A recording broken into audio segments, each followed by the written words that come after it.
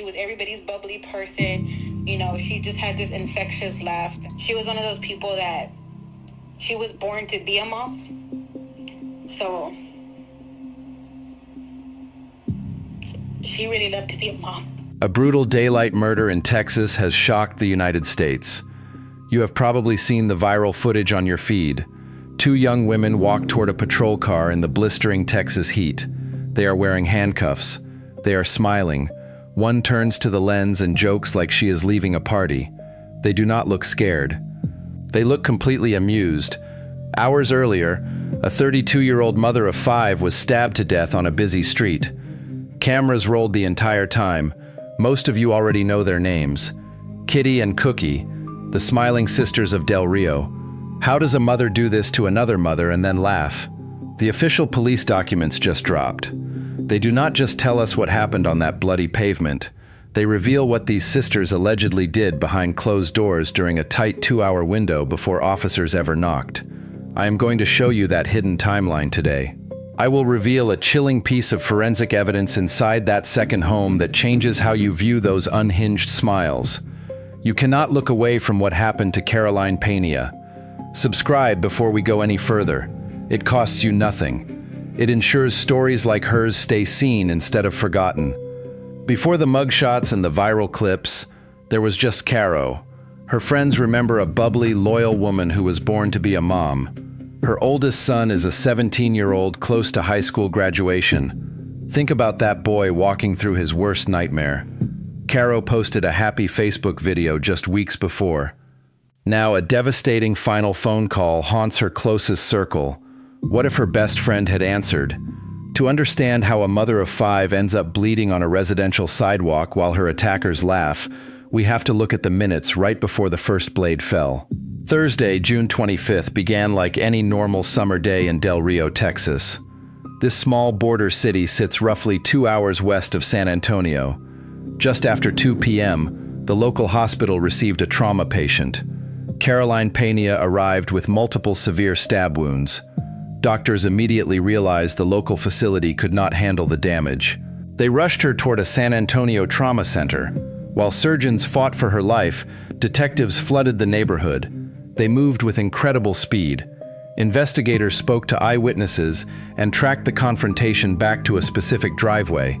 Within 2 hours, they had names, faces, and 3 distinct suspects. They identified 21-year-old Kitty Mia Diaz and 19-year-old Amaya Diaz, known online as Cookie. They also arrested their 21-year-old friend, Keandra Renee Fass. As promised, we are diving straight into the raw police files now. Detectives did not have to guess about the timeline. A home surveillance doorbell camera captured the entire terrifying encounter. The footage shows Caro pulling up first in a black pickup truck. Seconds later, a black Chrysler enters the frame. Cookie and Kitty step out of the vehicle and immediately march toward Caro. The police narrative states that Cookie held an object in her right hand. Investigators believe this object was the knife. Cookie strikes Caro directly in the back. Blood immediately soaks through Caro's shirt. Kitty then moves in to physically assault her. Keandra Fass joins the melee next. 3 women attack one isolated victim out in the open.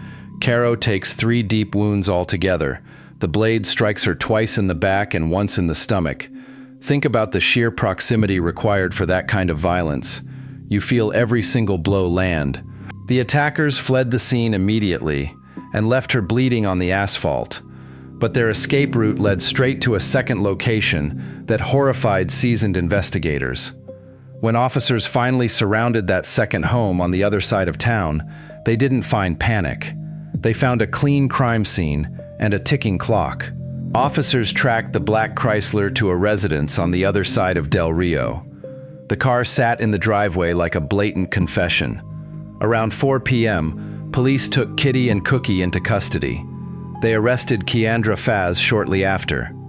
Here is the exact forensic payoff I promised you. This discovery makes the viral video look entirely calculated. Look closely at the doorbell footage from the crime scene. Kitty wore a pink tank top and blue jeans. Cookie wore a red tank top. But when police handcuffed them 2 hours later, their outfits were completely different. Both sisters had recently showered. Officers explicitly noted in their reports that their hair was still soaking wet. They killed a woman and immediately went home to rinse off. A forensic search of the property quickly exposed their next moves. They stripped off the blood-soaked tank tops. They stuffed the wet clothing out of sight. They placed the crime garments directly into a washing machine. They pressed start to wash away physical DNA evidence. They selected entirely clean outfits to face the public. This exact sequence triggered an additional felony charge for Kitty. She now faces tampering with physical evidence on top of murder. Wash the blood, spin the cycle, change the clothes, then stand before the cameras and smile. The timeline makes this behavior genuinely chilling. When the sisters joked for the lens, Caro was still alive. She did not pass away until 9 p.m. that night. They laughed while a mother of 5 was still actively fighting for her breath. I want to know your thoughts down below. Does a person start a washing machine out of pure panic, or is this immediate proof of a calculated cover-up? Let me know your theories in the comments. But as the forensic evidence locked into place, a massive legal debate erupted over the third suspect. While the internet argued over who actually dealt the fatal blow, Texas prosecutors quietly pulled out a specific legal weapon designed for exactly this scenario. The initial police documents reveal a highly conflicting narrative from the third suspect. Keandra Fass claimed that Caro arrived at the property looking for a fight, but you must hold that defensive claim very carefully. A suspect facing a murder charge has every reason to warp the truth. Investigators also uncovered a major geographical loose thread. Police state the murder happened at one specific address. Fass lived in the house next door. Who actually lived at the primary residence where Caro was attacked? Why did everyone converge on that exact spot? Texas prosecutors solved the confusion by invoking a powerful statute called the Law of Parties. Under Texas law, criminal collaboration carries equal weight. The individual who deals the fatal blow is not the only person responsible. If you encourage, aid, or participate in the crime, the law bundles everyone together. You face the exact same charge and identical life sentence exposure. Cookie held the knife, but Kitty and Faz face the exact same murder charge. Each woman is currently held on a massive $5 million bond. Court records show all three are currently unemployed. Their defense lawyers face an uphill battle. Legal analysts warn that the viral video of them laughing will devastate their image in front of a jury. It paints a picture of complete malice. Under the law of parties, do you think Kitty and Faz deserve the exact same exposure as Cookie, or should their charges be reduced? Drop your take below. The state has built a formidable legal box, but a massive void remains.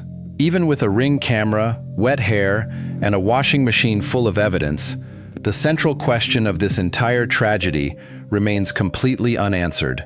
The public documents still leave the biggest questions wide open. Police have not officially confirmed the motive.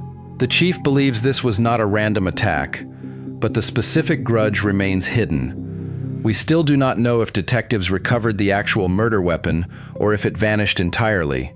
These hanging threads could crack the case wide open when the grand jury meets. But look past the court dockets and the viral footage. 5 children woke up on a Thursday with a mother. By 9 p.m., their worlds were shattered. Her oldest son had to plan a funeral instead of celebrating high school graduation. Caro was everybody's bubbly person, her best friend stated. She was just born to be a mom. The suspects left behind a legacy of unhinged smiles. Caro leaves behind a family that deserves justice. What do you think the true connection was between Caro and these sisters? Let's talk about it below. If you want to follow this case as the official indictments drop, make sure you are subscribed. We will be here to break down the updates the second they break.